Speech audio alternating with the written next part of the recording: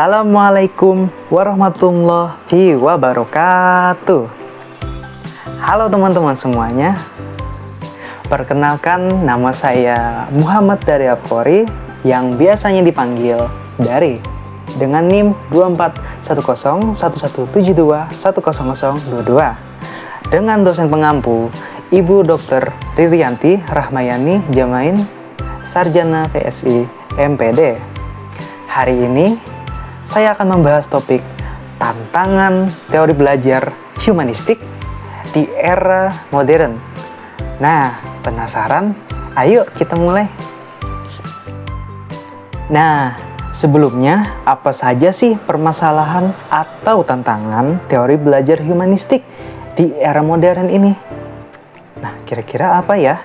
Nah, tantangannya yaitu kurangnya kebutuhan dasar peserta didik, ketergantungan pada perangkat elektronik.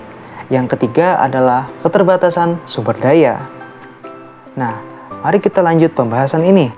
Menurut Madusky pada tahun 2020, humanistik dari bahasa Latin humanitas yang artinya pendidikan manusia, dengan tujuan utama untuk membantu peserta didik mengembangkan diri dengan mengenal dirinya sendiri sebagai manusia yang unik, serta membantu untuk mewujudkan potensi yang ada di dalam diri. Teori ini berarti bertujuan untuk memanusiakan pendidiknya dengan mengutamakan praktek dan partisipasi dalam diskusi yang terjadi di dalam kelas. Ini juga diharapkan para peserta didiknya itu dapat mencapai aktualisasi diri dalam lingkungan yang mendukung. Namun, yang menjadi permasalahan atau tantangan teori ini yaitu banyak siswa yang tidak memiliki kebutuhan dasarnya itu belum terpenuhi, seperti rasa aman dan dukungan emosional yang dapat menghambat pelajaran mereka. Hal ini dapat menyebabkan ketidakmampuan untuk mencapai aktualisasi diri, ketergantungan terhadap perangkat elektronik atau gawai dapat mengganggu fokus belajar peserta didik saat proses pembelajaran.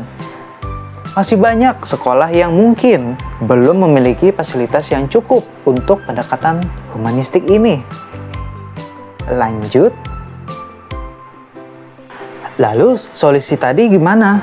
Ada loh beberapa langkah yang dapat kita jadikan sebagai acuan dalam menerapkan teori humanistik, terutama pada era modern ini. Langkah-langkahnya bagaimana saja tuh? Nah, berikut langkah-langkahnya teman-teman.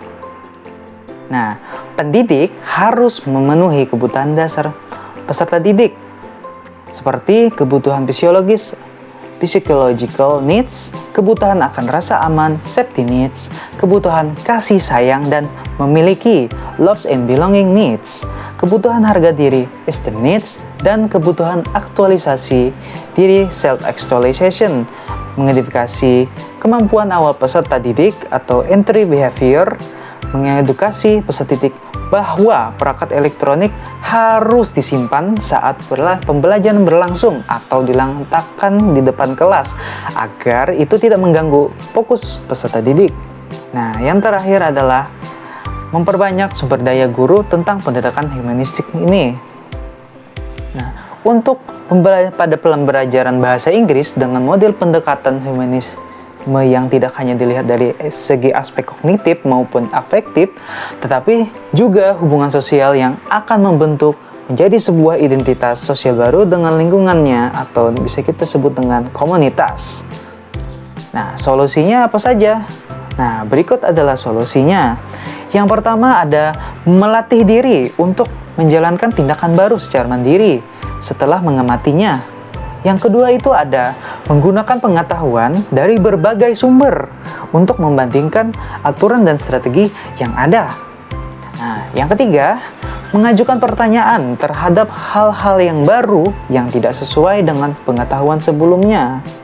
Dan yang keempat, mengamati dan meniru secara aktif dengan melibatkan seluruh panca indera.